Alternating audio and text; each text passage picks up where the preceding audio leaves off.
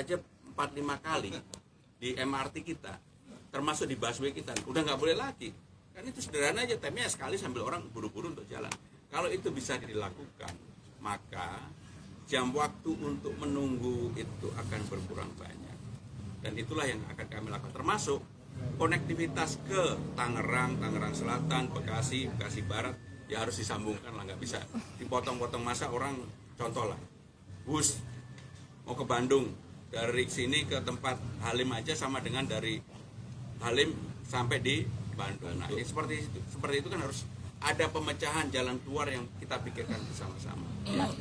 Mas Tam tadi kan sama Bang Rano atau Mas Rano. Bang Foket. Iya, kita Bang Foket juga. Bang Foket dipanggil. Oh iya.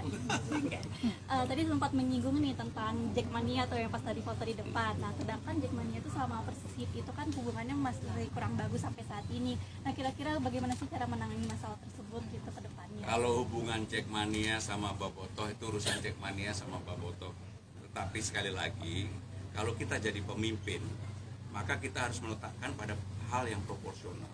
Ini kan ada Persija, ini ada pemerintah daerah Jakarta, ini ada Jackmania yang kalau menang itu kegembiraannya luar biasa, kalau kalah kesedihannya juga luar biasa. Tapi kalah menang mereka tetap membela Persijanya luar biasa. Sehingga dengan demikian yang harus dilakukan pembenahan pertama adalah supaya Persijanya menang terus, kegembiraan itu menjadi tinggi. Nah, hubungan Persija dengan pemerintah daerah inilah yang dibuat harus lebih transparan, dukungannya harus jelas. Bagaimana dengan restribusi, bagaimana dengan perpajakan, bagaimana dengan bantuan pemerintah daerah untuk Persija, dan seterusnya. Nah, Jackmania tadi adalah bagian dari yang sudah saya jelaskan, pendukung utama untuk supaya kegembiraannya lebih lama. Kalau menang terus kan lebih lama, dan kami berdua kebetulan saya dulu pemain bola, Bang Dul juga pemain bola, kami yakinlah kami punya insting untuk itu.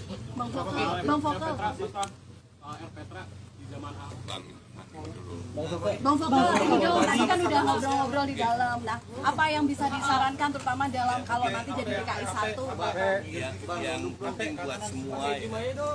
Buat semua saya kira pemahaman dari beliau berdua ini yang sudah sangat tepat.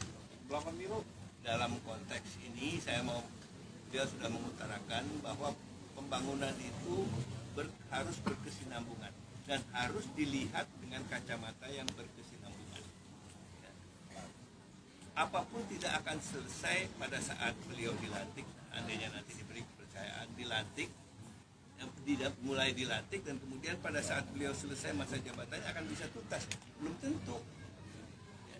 Jadi itu sebelum kita memulai sesuatu, ini kan ada prolognya tolong dipelajari dulu sehingga kita paham apa permasalahannya dan kemudian bagaimana kita lanjutkan. Yang buruk nggak perlu dilanjutkan, tapi kalau yang sudah baik saya kira itu yang menjadi tanggung jawab kita bersama, juga masyarakat untuk mendukung. Ya. Itu saya kira satu hal yang sangat positif. Nah, detailnya nanti tanyakan pada beliau. Tapi yang jelas ini merupakan satu modal yang sangat baik, sangat positif untuk kota Jakarta ke depan. Ada ajakan buat gabung ke tim pemenangannya Pak Pramono sama Bang Rano sejauh ini dari pertemuan tadi? Belum ngomong Pak. Gimana Pak? Tadi kan udah dijelasin sama beliau. Saya waktu saya maju waktu itu saya jadi wakil gubernur. Ya. Setelah saya jadi sekda itu masa sulit Jakarta karena krisis.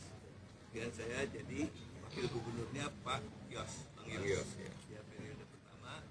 Nah, itu waktu itu pun saya sudah berkomunikasi cukup akrab dengan partai dan juga dengan Mas Pram secara pribadi. Dan waktu setelah saya selesai masa jabatan sebagai wakil gubernur, saya banyak kawan-kawan yang menyarankan itu sebagai gubernur, antara lain Pak Pram. Ada boleh jelasin karena aku udah pensiun, udah expired. Ya itu saya juga belum lihat programnya kayak apa ya. Jadi kita lihat dulu, kita tunggu lah. Pokoknya yang jelas saya berterima kasih, bersyukur saya bisa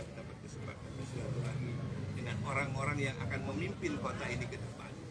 Dan saya punya kewajiban untuk memberikan informasi sebanyak mungkin apa yang saya ketahui pada beliau-beliau, supaya beliau-beliau itu bekalnya cukup banyak gitu.